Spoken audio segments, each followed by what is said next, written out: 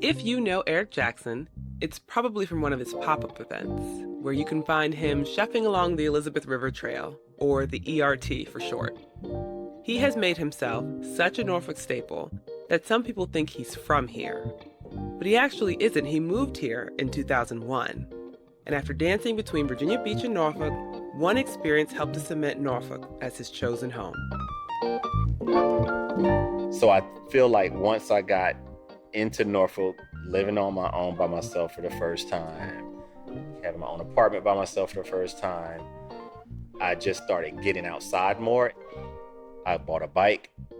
Bicycle, not motorcycle, in case you were wondering. There's just so many things that I can do from my house and not having to go far. And I'm an outdoors person. I love the outdoors. I love meeting new people. And once I got my bike, I just felt like a kid again.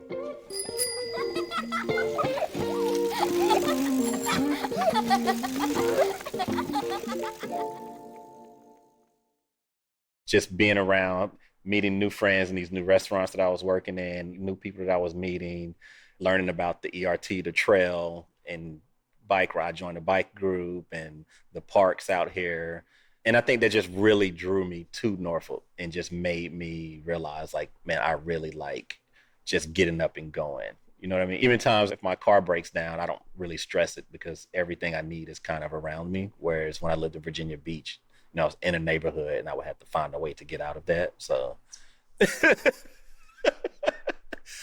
yeah. You know what I mean? Like nothing was close, like neighborhoods, like work or fun, or not that I party much anymore, but if I want to go party, like I could just literally take a bike or walk down there. So if you saw, I pulled up in this huge Toyota Sequoia and it burns a lot of gas. I actually bought a bike to offset my carbon footprint because I just felt like gas is expensive. I just felt like having a bike, I could get out, exercise more, and not use my truck as much.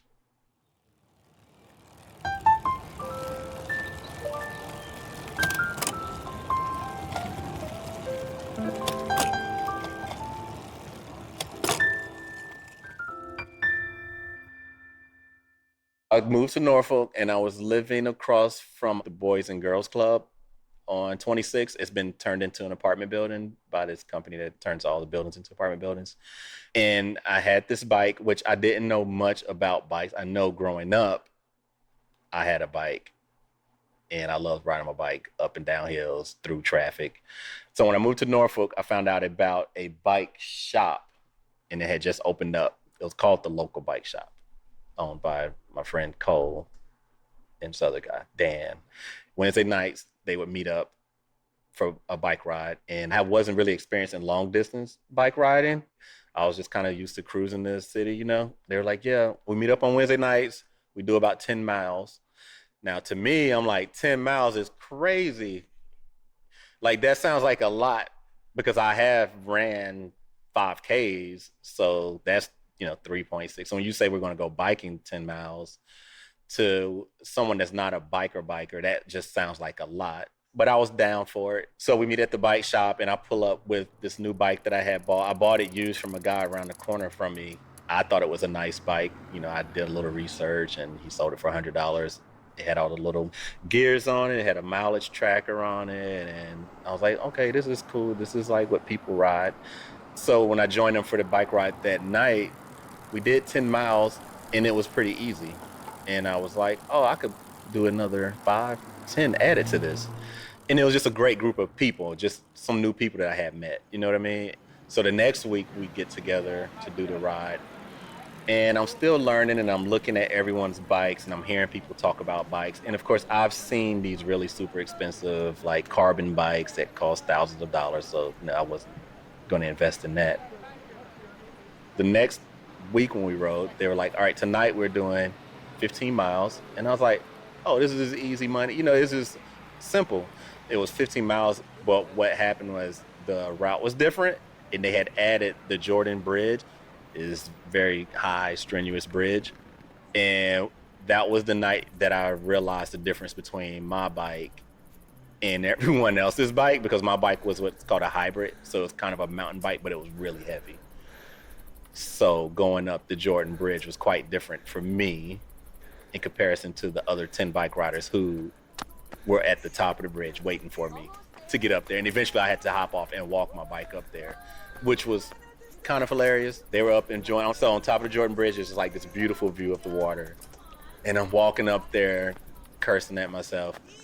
And I get to the top and they're like, all right, you ready? And I'm like, well, I just got here. I just got here. Here we go. And I think the most freeing thing happened after that, which was going down.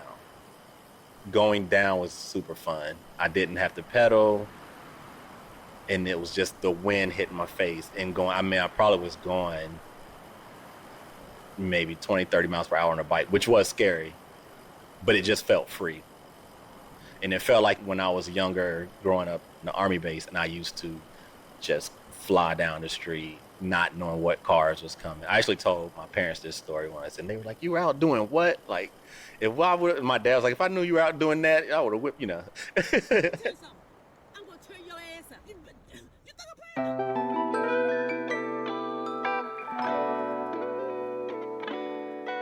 After that night, I realized I needed another bike, and luckily the guys hooked me up with a much lighter, real bike. But I do definitely remember that experience. So much so that as I was going down and I didn't have to pedal, I did it wasn't the safest thing to do, but I got my phone out and videoed my way down just because I thought it was super cool.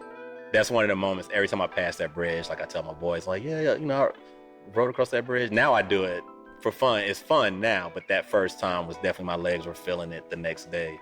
But that was just one of those nights that made me realize how much I really like the community down here and just the very eclectic group. We had old people riding bikes, we had younger people, black people, white people, and it's just a thing, and they still meet up every Wednesday for a bike ride. The bike shop is named different now, but it's still a biking group, and I think it's just an excellent thing to do, even if you don't ride bikes, just to try it and just to get outside. I really like that aspect of living in Norfolk. Yeah. For Eric, it started with a bike, but it became something bigger. Each mile wasn't just a ride. It was a return to joy, to freedom, to a childhood version of himself that he once knew. Norfolk didn't just welcome him, it made room for him. And on two wheels, with open skies and the river at his side, Eric found exactly what he didn't know he was looking for. If you are feeling inspired to find that kind of bike riding freedom, check out the Boombox Bike Ride episode and learn more about a group ride that you can join too.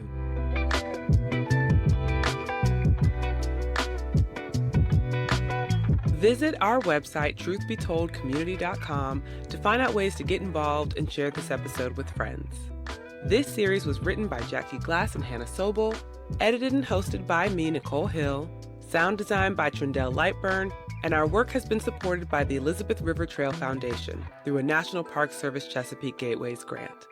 Follow our work by subscribing wherever you get your podcasts. We couldn't do this without people brave enough to share their experiences, so thank you, Eric Jackson.